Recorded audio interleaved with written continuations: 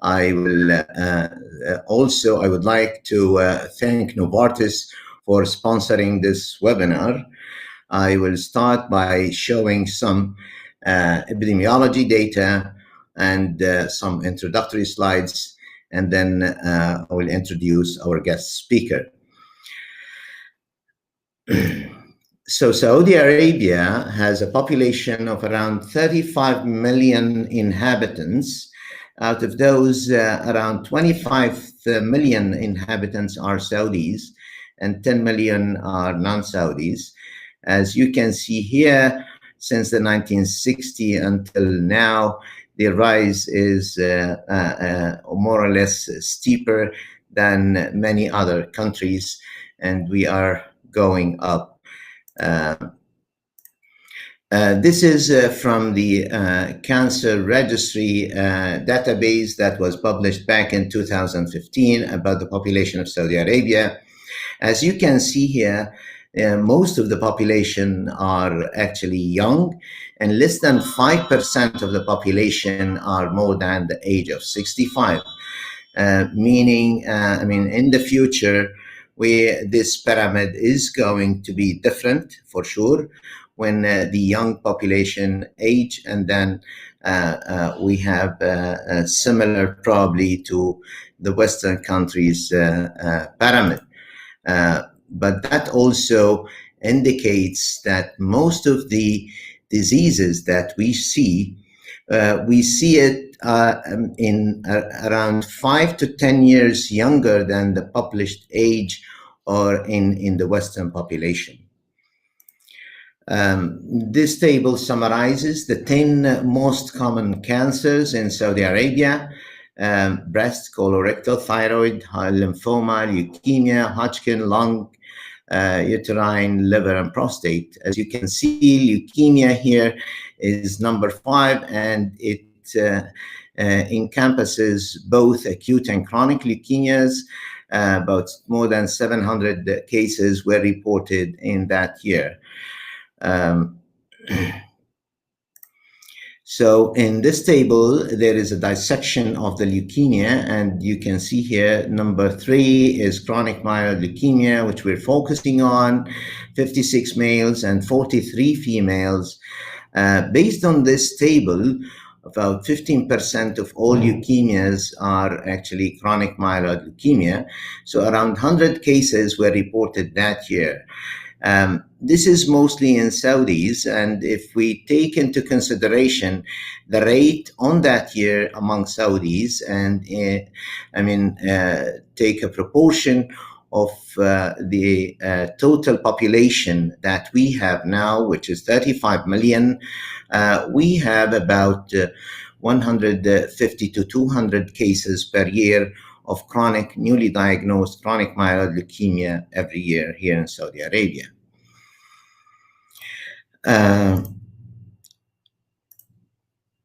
CML, chronic myeloid leukemia treatment, has evolved over time, and this diagram shows how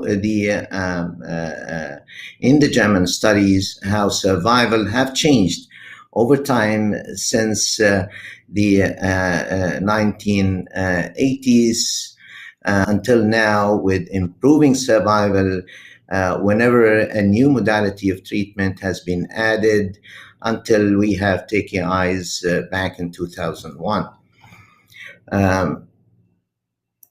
So currently, in the first line treatment, or at least the TKIs available, tyrosine kinase inhibitors available in the treatment of CML, we have imatinib, dasatinib, nilotinib, bosutinib, and ponatinib.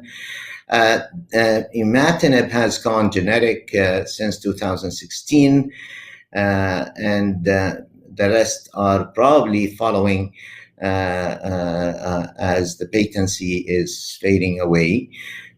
So these are the current TKIs. The aim of treatment in CML has also evolved with the treatment paradigms that have changed over time. Since the 1900s, where until 1980 was the aim is mostly control of WBC and prevention of leukocytosis. Since the 1980 until 2000, with interferon and bone marrow transplant, was mainly cytogenetic remission and preventing progression.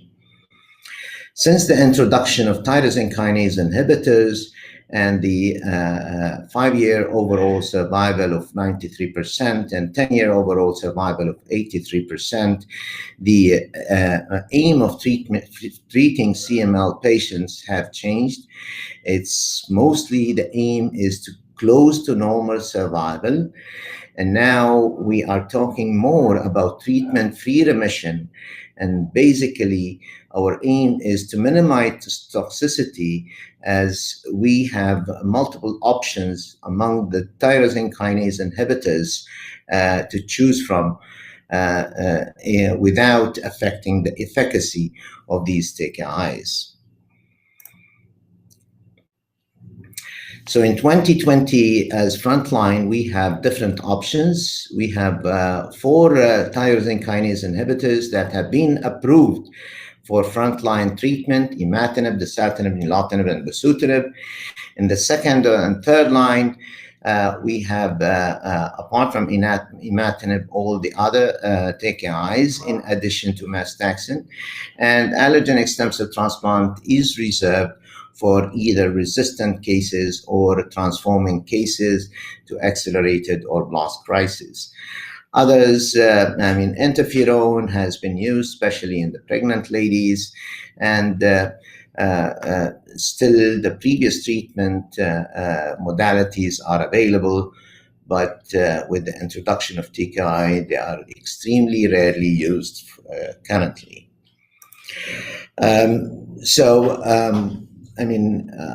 TFR is one of the aims of treatments currently. There are multiple trials that have tried to address this question, starting with the STEM trial by Mahone, and then ASTEM. The biggest is EuroSKI, and then we have ENESTop and ENESTfreedom, and then clinical practice. So we are happy tonight. We have the pleasure to have our guest speaker, Dr. Andreas Hochhaus, that is the head of the Department of Hematology and Medical Oncology and coordinator of the University Tumor Center at Jena University Hospital in Jena, Germany. So hopefully, in the next 30 minutes or so, we will have the answer on what is the best tyrosine kinase inhibitor to start treatment in CML patients. Is there a size that fits all, or do we advise different tyrosine kinase inhibitors for different patients at the beginning? When to stop tyrosine kinase inhibitors in these patients, or when to consider stopping these drugs with a safe treatment-free remission. With this introduction, I would like to ask Dr. Andreas to join us here and start his talk. Dr. Andreas, the floor is yours. Yeah, thank you very much for this kind introduction, and welcome to this webinar on CML tonight.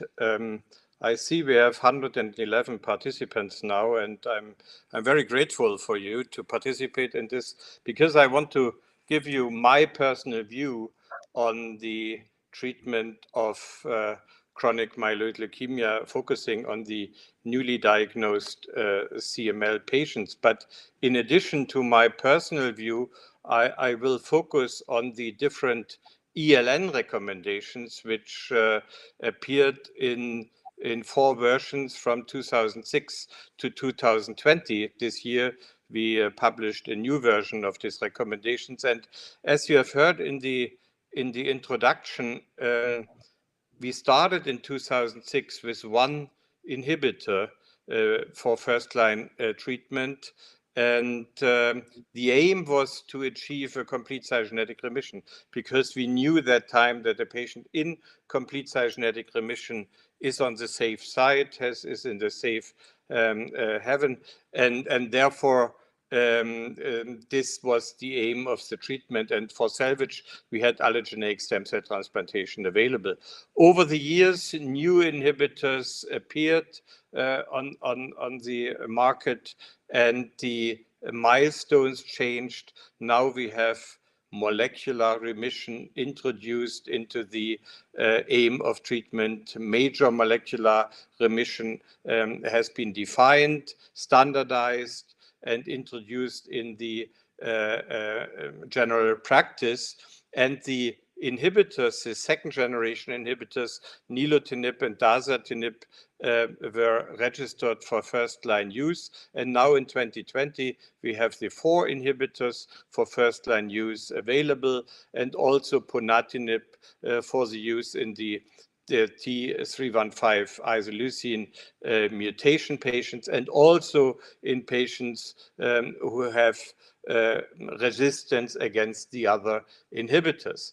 Allogeneic stem cell transplantation should still be considered a salvage treatment for specific patients. I will go into these details, which patients should be evaluated for allo transplant. And we have a new milestone introduced now. This is a deep molecular remission, because patients who want to discontinue treatment after at least 3 years of therapy should be into deep molecular remission. Therefore, we need to define it, we need to measure it, we need to standardize the methodology and the definitions to speak the same language worldwide when it comes to the discontinuation of treatment. Our concern are still side effects of the inhibitors over long-term treatment. We see over the years an accumulation of side effects. Therefore, we need to consider pre-existing disorders, the morbidity of the patients before CML was diagnosed. And this is a major part of our consideration for the first-line use of CML therapy. The 2020 recommendations appeared in Leukemia in April of this year. And here you see the methodology. There's a panel of 34 experts from all over the world, which met 6 times.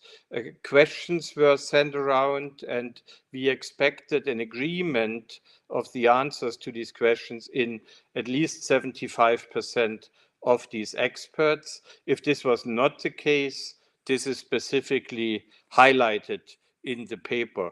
The cost of the meetings were not covered by the industry, but by the European Leukemia Net.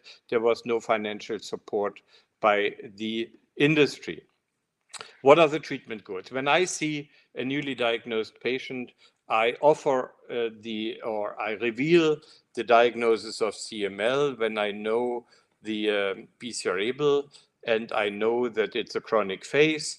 Then we have a good background for a conversation on the treatment goals of CML. And of course, each patient, each 100% of the patients will ask, can I survive this disease? And with the current data, which you have seen, we can give a very, very positive answer and can say that 83% of patients had a 10-year survival. That means when the treatment goes well, when we achieve the milestones, there's a good chance to get an age as anybody else without CML.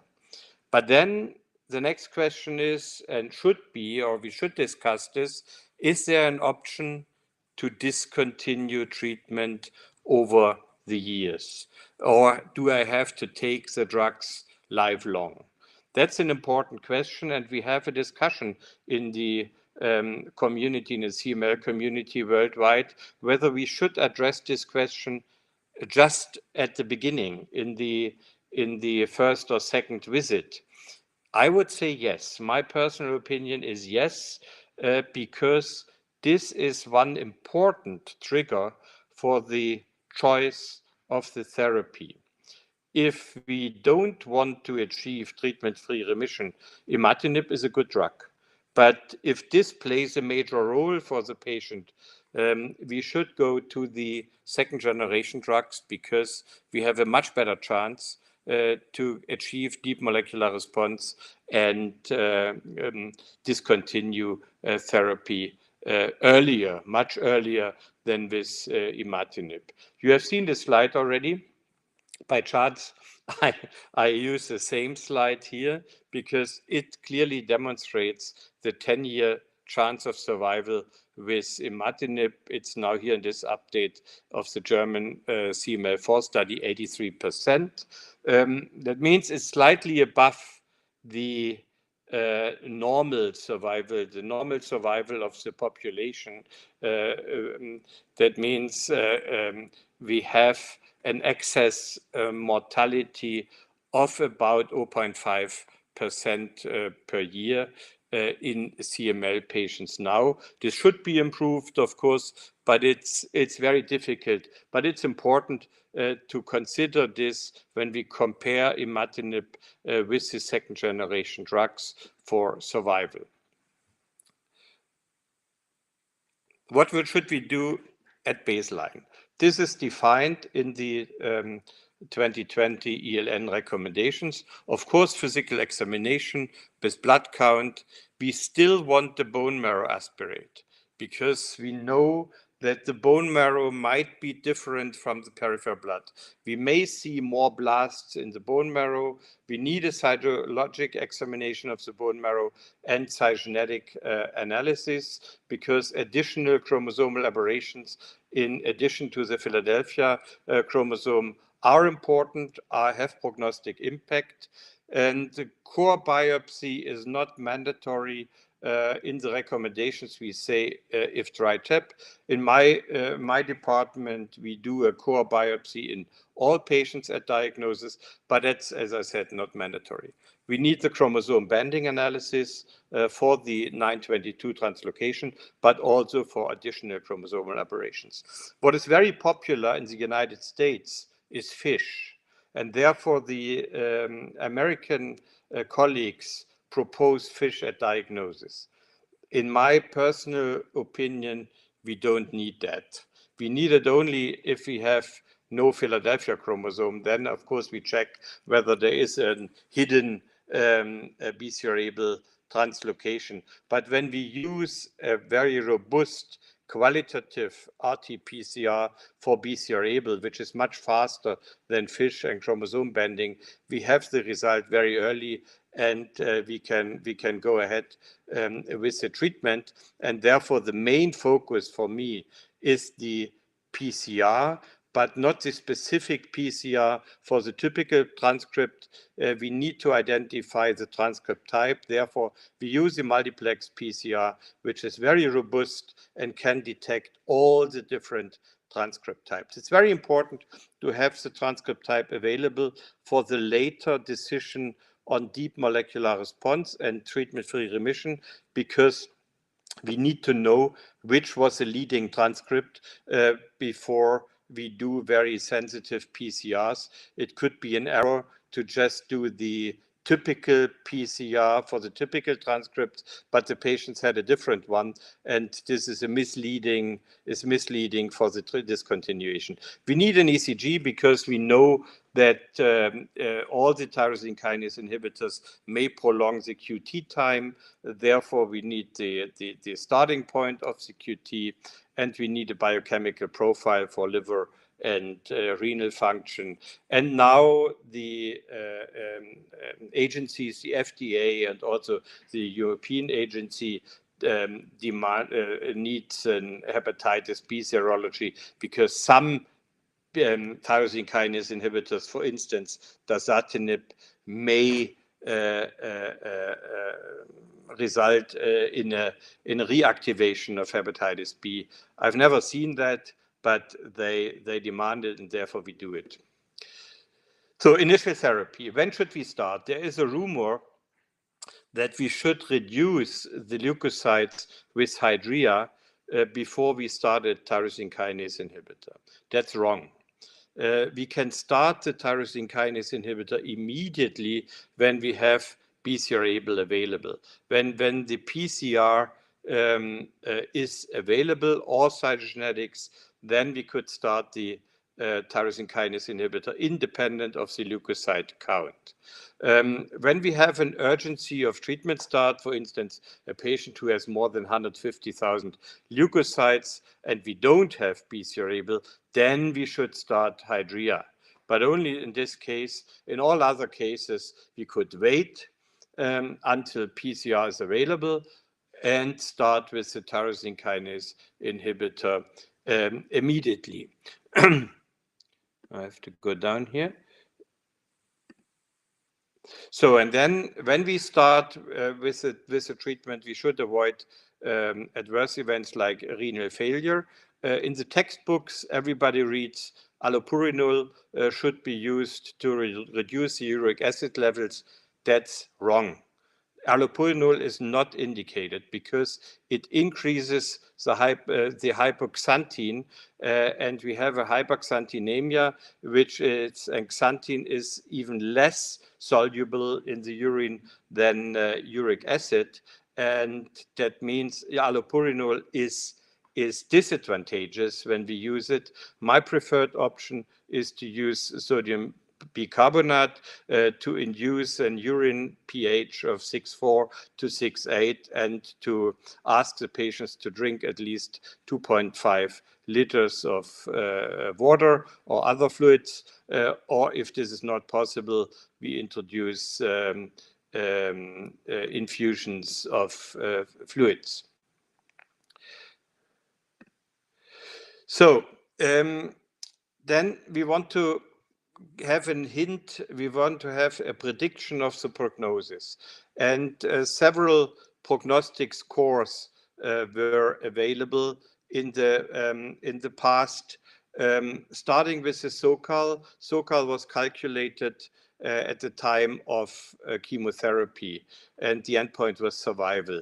Later, with the introduction of interferon, eosinophils and basophils played a role. Then, with imatinib, with the in the UTOS registry, we had several thousand patients on imatinib, and but we didn't have the endpoint of survival because patients lived so long.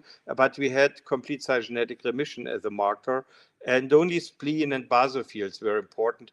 Age was not important anymore because older patients achieved a complete cytogenetic remission with the same likelihood as younger patients, and therefore this was out of the score. Now we have a more advanced score for imatinib and TKI-treated patients with the endpoint of CML-related death. That means we looked at the death rate due to CML only and not CML-independent deaths, and we calculated a score, and as you see, the same parameters appeared again in the multivariate analysis. Age, spleen size, blasts, and platelets are important for the CML-related death rate. I need to go down with the slides. That's here, I can do it that way. Yeah, okay. And when we use the ELTS score and when we compare it to SOCAL, we see a higher stringency with the ELTS. That means the leukemia-related death rate is higher in the high-risk group than with SOCAL, and the 10-year overall survival is lower with the with using the ELTS score than with SOCAL. That means we have a better stringency to define the high-risk patients when we use this score in comparison with the SOCAL. Parameters are the same, but the way of calculation is different. But in addition to these clinical parameters, we have cytogenetic parameters available, and we need to define which additional chromosomal aberrations are of high risk when they appear at diagnosis. And this is according to the CML4 study in Germany, the trisomy 8, the second Philadelphia chromosome, and derivative 3, 7, 17, 19, 21. A three-way 922 translocation with an additional chromosome is not prognostically unfavorable. And the loss of the Y chromosome in older men is not disadvantageous as well. That's just what we consider negative prognostic factors. So, and now we check which drugs should be used. We have, as you've heard, imatinib for first-line use, or nilotinib, dasatinib, and bosutinib. Ponatinib is not registered for first-line use. And this is the dendrogram of the inhibition profile of each drug. You see nilotinib is more specific than imatinib. Each of these dots here represent one enzyme, one kinase, which is hit. ABL, of course, in all the drugs, with all these drugs, but you see the off-target spectrum of the different drugs, and the off-target spectrum may be responsible for the side effects. And this is important for the use of the first-line drug. That means nilotinib was designed to be more specific than imatinib. Dasatinib is a multikinase inhibitor, also ponatinib and bosutinib, and I will go into these details how we choose the drugs now. So these are three different opinions on the use of the first-line therapy. Very conservative colleagues say, let's start with imatinib for everybody because it's cheap, we have generics, we have a long-term outcome data, side effect data, and everything. And if it does not work, then let's go to the second generation drugs. I don't share this opinion because, as I mentioned, when we want to achieve a treatment-free remission, we have a much better chance with the second generation drugs, and we can avoid an early acceleration and blast crisis. This has been shown for nilotinib, but there are data for dasatinib as well. For bosutinib, it's too early, but I think we can use this for the three drugs that with a faster response rate, we can achieve, we can avoid early acceleration.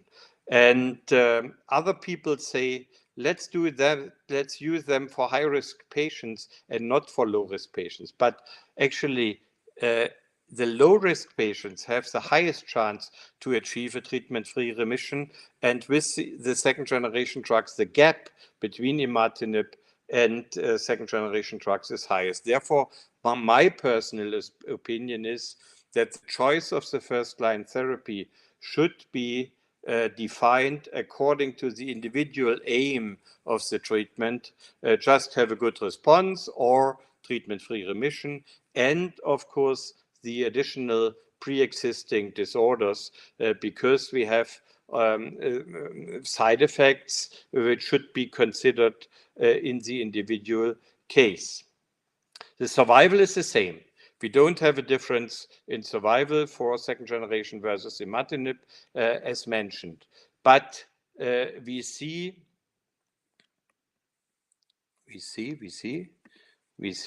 the reduction of accelerated phase and blast crisis, as mentioned already. These are low numbers in these studies, of course, because these events are rare. But for the specific patient, it's of course important whether he stays in chronic phase or not.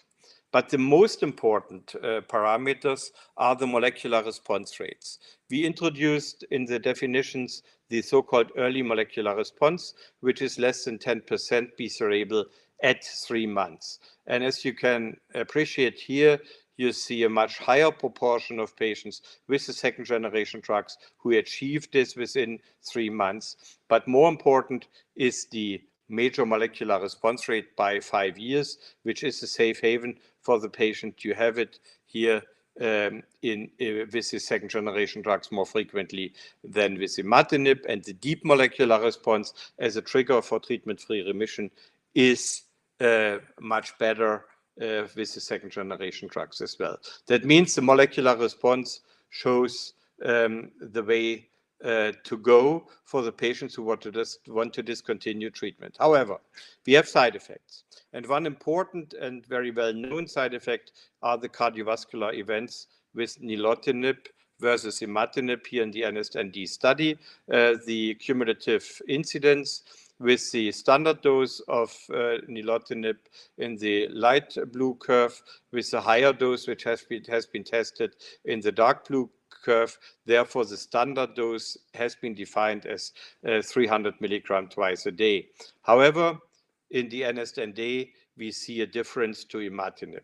You should know that at the start of ENESTnd, we didn't know about this problem, and therefore this is an unselected cohort of patients. Here are patients included with a severe metabolic syndrome, with a high risk of cardiovascular events, with a higher age, which we don't do anymore. That means we select the patient according to the pre-existing diseases. And we did this in the ENESTfreedom study in Europe, which started later. And when we look at the age of these patients, we see that the cardiovascular events are strongly related to the age. In younger patients, much rarer than in the older population, which is a hint for the cardiovascular risk with age, but also with the administration of nilotinib. And therefore, we now recommend to use such scores, the coronary risk score here as an example. We see men versus women, we see the age, we see the cholesterol level, and we see the blood pressure. And when we use these parameters, we have a risk of cardiovascular events, and I wouldn't use nilotinib in patients with this high risk of cardiovascular events, but you can safely use it in patients who have this lower risk or intermediate risk for cardiovascular problems. So now the milestones in 2020, the changes are minimal for the new milestone table, but importantly, we defined now a failure when patients don't achieve 10% by 3 months, when we confirm it within further 1 to 3 months. It means we need 2 tests, and if these 2 tests are consistent with more than 10%, we consider this a failure. The optimal response is still the 0.1% at 12 months or later. We know that patients with a major molecular response do very well over the time, but if a patient aims to TFR, the optimal response is defined as MR4, which is 0.01% or better. If patients don't achieve this 0.01%, it's of course not a treatment failure as long as they are in a major molecular response. Therefore, this line is not in the table, it's below the table, but it's a new endpoint for our patients. Do this that way. So, and some examples here, you see the 10% level here by 3 months. It has a clear impact on survival with all the drugs, not only with imatinib, but with the other drugs as well. But the proportion of patients who fail the 10% milestone is much lower with the second generation drug as compared to imatinib. And the major molecular response has not only the impact on survival, but also on the chance to achieve a deep molecular response. When you have a 3 months BCR-ABL level of less than 0.1%, the chance to achieve a deep molecular response is very high. If you have a more than 10% level, the patient will not achieve a deep molecular response at all. That means he cannot discontinue treatment at a later time point. This is resistance. This is very early resistance, and treatment should be changed. And the importance of major molecular response has been introduced in the IRIS trial already. And when you look into the 18 months data from IRIS, patients who had a less than 0.1%, that means definition of major molecular response, the 10-year CML-specific survival is 100%. That means no patient died from CML who had achieved 0.1% at 18 months. That's important. And if patients failed to achieve the 0.1%, they had a 9.5% risk over the 10 years to die from CML. That's a major difference, and this caused the naming that this 0.1% level is now defined as major molecular response.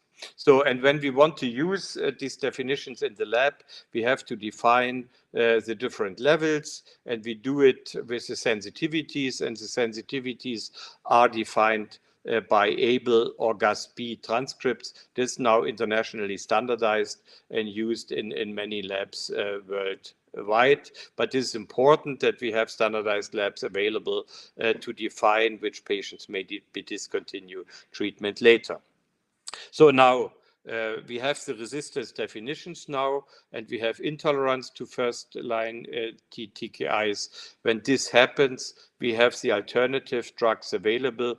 Ponatinib can be used as second line as well if dasatinib and the other drugs are not available or contraindicated, but we mainly use it third line, or if we have it, the threonine 315 isoleucine mutation. But we must not forget allogeneic stem cell transplantation for specific patients, and I will define which patients I consider here.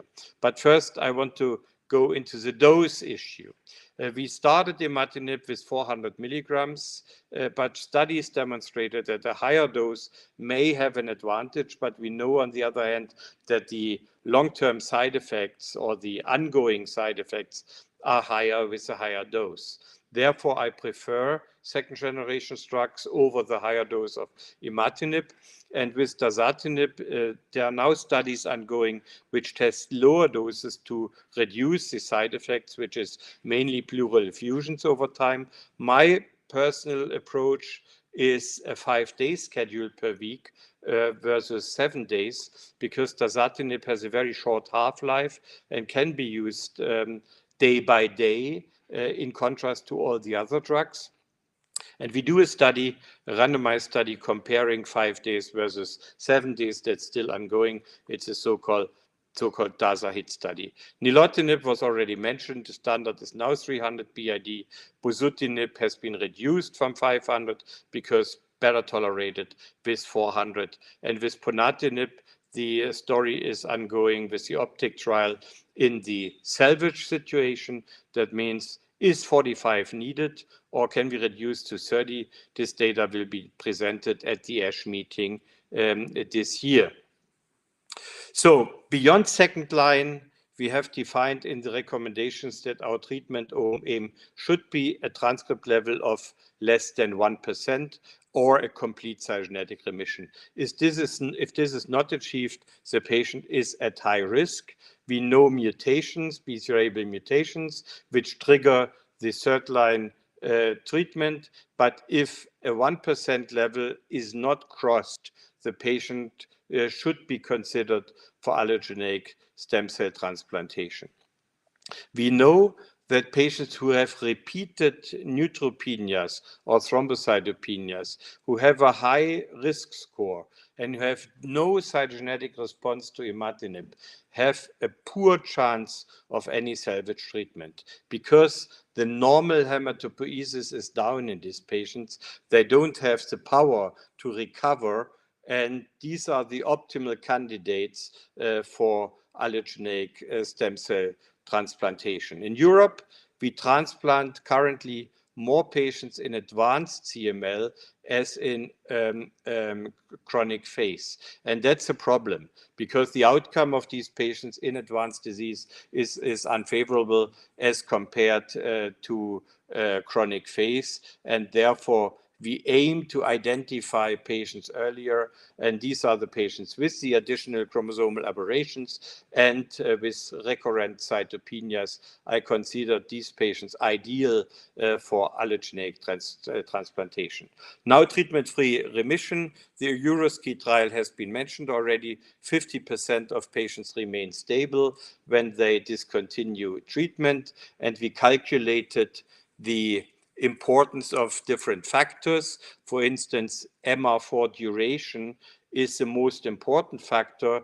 When we have a longer duration of MR4 than the minimum of 1 year, we have a 3% better chance to remain in remission per year.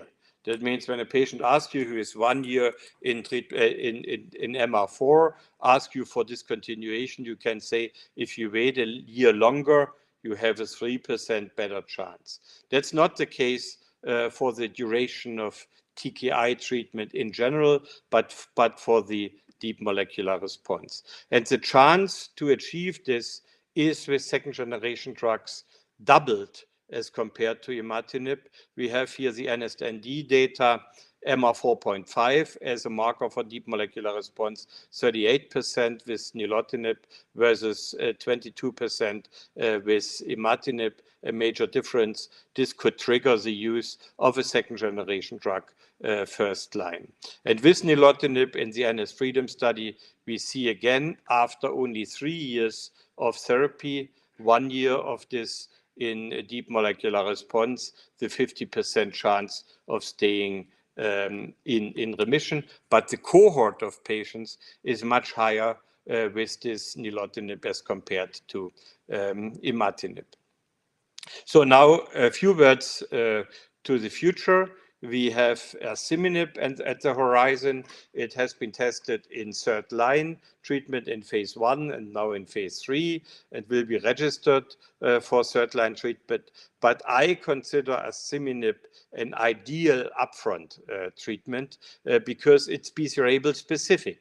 And with this time, we have an evolution of molecular markers in our patients, and these molecular markers may drive resistance independent of BCR-ABL.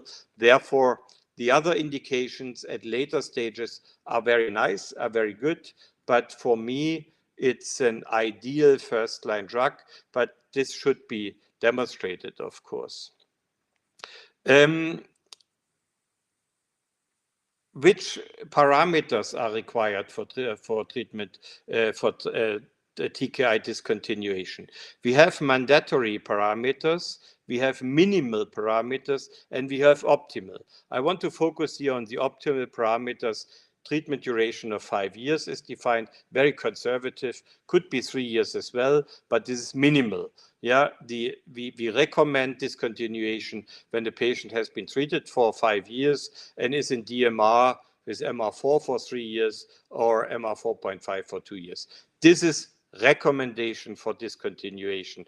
This is minimal. And this is mandatory. We need the institutional requirements for measurement of BCR-ABL. And very important for this discontinuation is, of course, pregnancy or young people who want to get pregnant. The good news is now that for men with imatinib, bosutinib, azatinib, or nilotinib, there's no increased risk of congenital abnormalities. That means this is new in the recommendations here. No specific considerations are required. But for women, the treatment with TKIs is still forbidden when they want to get pregnant or when they are pregnant. Therefore, treatment need to be discontinued, ideally with the definitions I gave you. Now I can come back. There was some problems with the slides here. I come back to asciminib. I already mentioned it. How is asciminib working? We have in normal ABL an auto-regulation. That means ABL can reduce can inhibit itself, and this is not the case for BCR-ABL because this myristoyl is not here. Therefore, asciminib as a drug is imitating the myristoyl part here in this pocket. And as I mentioned, my last slide, as I mentioned, I see asciminib in the front line, and we do therefore a study with frontline asciminib in combination. That's the so-called fascination study. We have 60 patients now treated with asciminib in addition to the standard TKIs, well tolerated so far, and we aim to increase the TFR rate in these patients. That's the future. To answer your questions, my personal view on first-line TKI treatment is to use a second-generation drug if available, and if the patient has contraindications against one of these drugs, I want to choose another second-generation drug. But second-generation drugs are the most important drugs. I use imatinib only in rare cases in older patients. I want to thank the German CML study groups and the international CML community for providing this data and for our cooperation. Thank you very much. Well, thank you very much, Dr. Hochhaus. This was a fascinating, very elegant presentation, to the point. Now it's time for question and answer. Please, for the attendees, post your questions in the Q&A section, and we will try to answer them as we go. I have a question to you. Now, we have shown that at 18 months from the IRIS trial, those who have achieved MMR less than 0.1 had a survival of 100%, while in the guidelines, you put more than 10% at 3 months as failure. Do you change TKIs at 3 months, or you wait until 6 months? Because this has been probably the top MD Anderson guys telling us, no, change at 6 months, not at 3 months, if it is more than 10%. What do you think?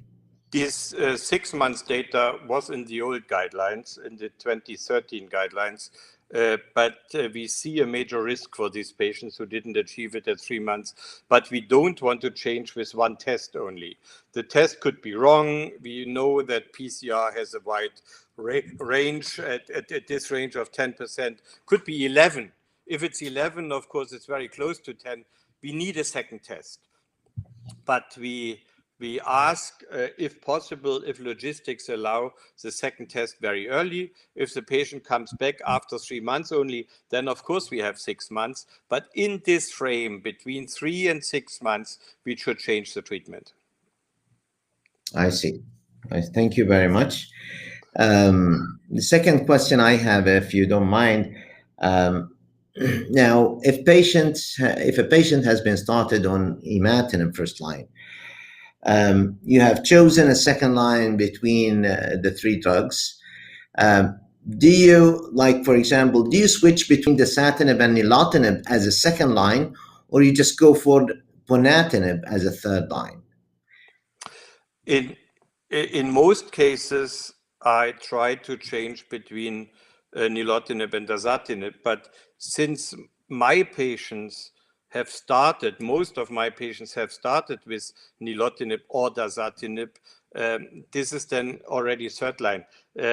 If a patient comes from outside who was on imatinib first line and nilotinib second line, I try dasatinib. It depends on the mutations. If you see mutations, we have, of course, a specific guidance. If this patient has new mutations, we can use any of the second generation drugs. And I include also bosutinib now, which has a good chance even after failure of nilotinib or dasatinib.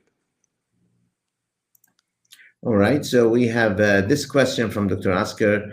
Following discontinuation of TKIs, how long should you keep monitoring BCR-ABL and how frequent? First part, forever. We don't know the risk when we discontinue monitoring, and how frequent depends on the level. If we have 0 with a high sensitivity with MR5 or MR4.5 ongoing, then I reduce the frequency to 4 months, 5 months. If we have a positive PCR, but MR4, still MR4 or around MR4, then I ask the patient for 3 monthly.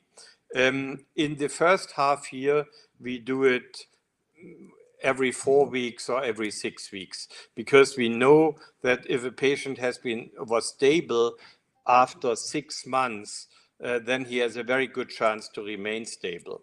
But we have some patients who have a recurrent disease after this time. Therefore, we need it forever. All right. The second question by Dr. Majid Al-Ahmadi. How would additional cytogenetic abnormality, i.e. trisomy 8, for example, or additional molecular abnormality like TIT2 or JAK2 or MPL affect your choice of first-line therapy? Yeah. Would it or would it not? I think with a high-risk additional cytogenetic abnormality, high risk is trisomy 8, ISO 17, second Philadelphia, or 3Q aberrations. Imatinib should be excluded. We need a second generation drug here. We need one of the second generation drugs, but we need to check for allogeneic stem cell transplantation very early. Even the second generation drugs could not rescue this patient. He has a high risk. He has a high risk of acceleration and eventually blast crisis. Therefore, this should be considered. I talk about additional aberrations in the Philadelphia positive clone, not in the Philadelphia negative clone. Here it's different, of course, only if it is Philadelphia positive. The molecular abnormalities are interesting, and they demonstrate a higher risk, but this has not been tested systematically. Therefore, we don't have very large populations, and we cannot say that. What is important here is not TET2 and JAK2. More important is A6L1 and similar aberrations, mainly A6L1. When we see JAK2 positivity, we have in most cases two diseases in parallel. We have an essential thrombocythemia or PV in parallel to CML. There are rare cases which have this in addition to the Philadelphia chromosome, but these are rare cases. But this does not affect my first-line choice, because we know that BCR-ABL is in most cases a driver, and we can reduce the driver with an TKI, with any of the TKIs. But it's still open, needs to be evaluated in the future. So another question from Dr. Majid. How would you treat a patient who has cardiac disease with low ejection fraction? What would be the best TKI? I think he has low ejection fraction because he has coronary disease and not other causes of this. It's difficult because we know that with imatinib you have a fluid retention, and this fluid retention may harm the heart. With nilotinib, you have the problem of coronary heart disease over time. With dasatinib, you have the problem of pleural effusions or the PAH.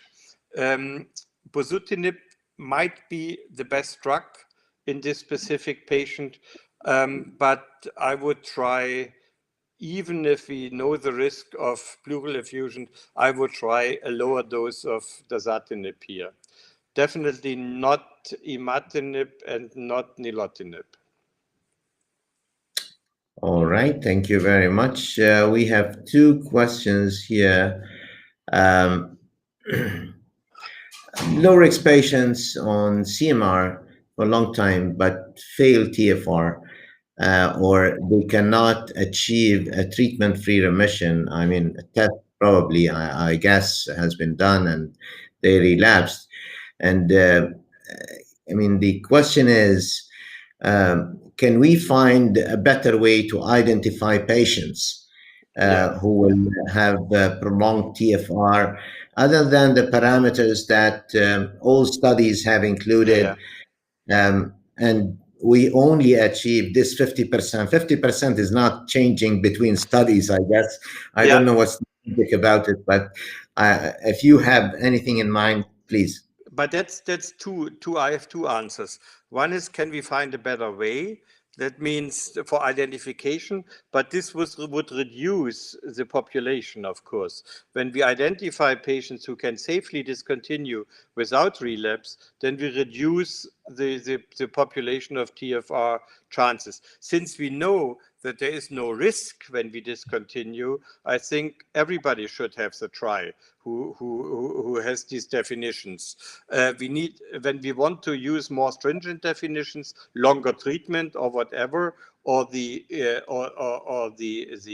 use of the SOCAL index at the start and exclude high-risk patients, then of course we reduce the population. What is more important is to find better ways for the treatment prior to TFR. That means combination treatments who target the alternative pathways who keep the stem cells alive. This is not BCR-ABL because BCR-ABL was inhibited and the stem cells cause relapse independent of this BCR-ABL inhibition. Colleagues at MD Anderson identified BCL2 as an important factor. We may do studies with a maintenance treatment of with venetoclax, for instance. Others identified the BTK, the BTK inhibition as a good factor. We will do these studies in the next years. And my current opinion is that interferon may play a role to induce a T-cell response, and this T-cell response may help to stabilize the TFR. All this is ongoing. We have a lot of options to silence the persisting stem cells, but this is all studies for the next years. All right. I mean, there are too many questions to answer, but we are reaching the end of the time here. We have to close at 9 o'clock. I would like to thank you again, Professor Andreas Hochhaus, and I would also like to thank Novartis for sponsoring this webinar. And again, on behalf of Saudi Society of Blood and Marrow Transplant, I would like to thank all the audience. And for next week, we have this webinar, How I Treat Refractory ITP, with Walid Ghanema and Dr. Jamal Jamati. Thank you very much for everybody, and goodbye for now. Yeah, thank you for your attention and your discussion. It was a pleasure for me. Thank you very much. Thank you.